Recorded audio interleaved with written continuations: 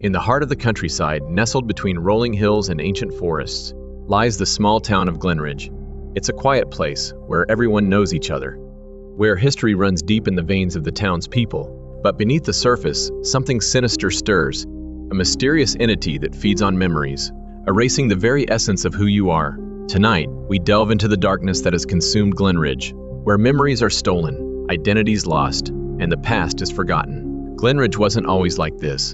It used to be a lively place, full of stories and traditions passed down through generations. But now, the town feels different. The air is heavy, the streets are empty, and a sense of unease lingers. People go about their day, but there's a hollowness in their eyes, a vacant stare that hints at something missing. Emma Harlow, a local teacher, notices it first in her students. They begin to forget basic things, dates, names, lessons they'd learned just the day before. At first, she chalks it up to the usual distractions of childhood, but soon it becomes clear that something more sinister is at play. One by one, the children start coming to school with no recollection of who they are, their lives reduced to blank slates.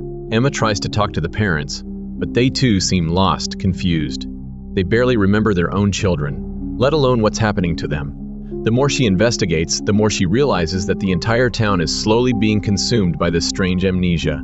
It starts with small things, forgotten birthdays, lost keys, but it grows, eating away at everything that makes them who they are. One cold winter night, Emma can't sleep. The weight of the town's collective memory loss presses down on her. She decides to take a walk, hoping the crisp night air will clear her mind.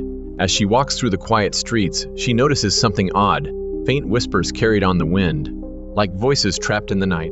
Drawn by the sound, she follows it to the center of town, to the old well. The well has been there for as long as anyone can remember, though no one seems to know why it was built or who built it.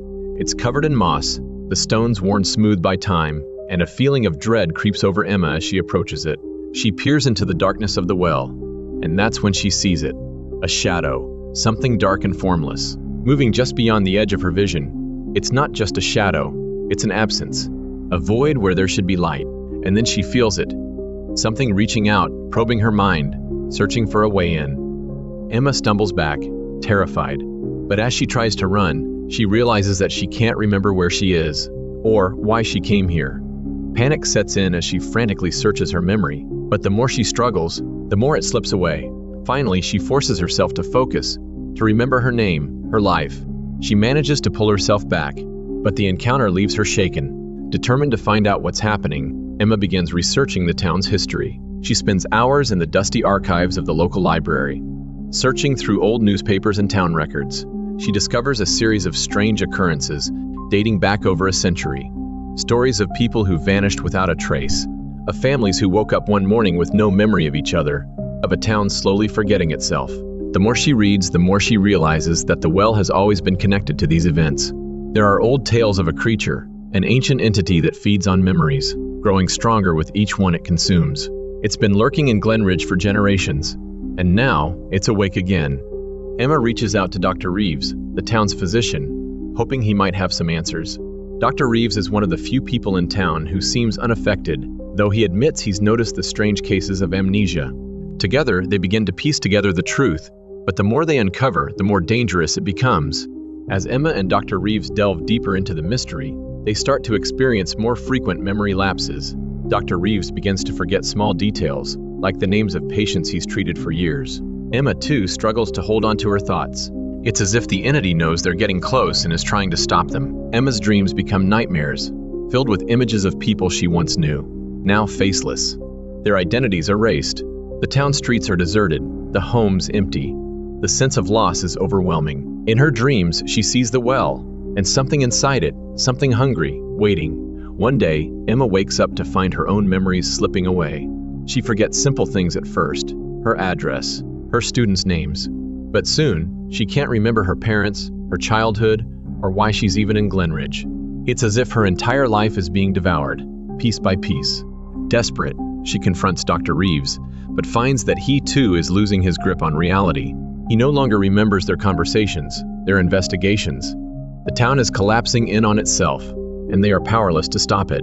In a last-ditch effort, Emma decides to face the entity head-on. She returns to the well, this time prepared, armed with an old journal she found in the archives, Written by a woman who claimed to have encountered the entity and survived, Emma hopes to destroy it once and for all.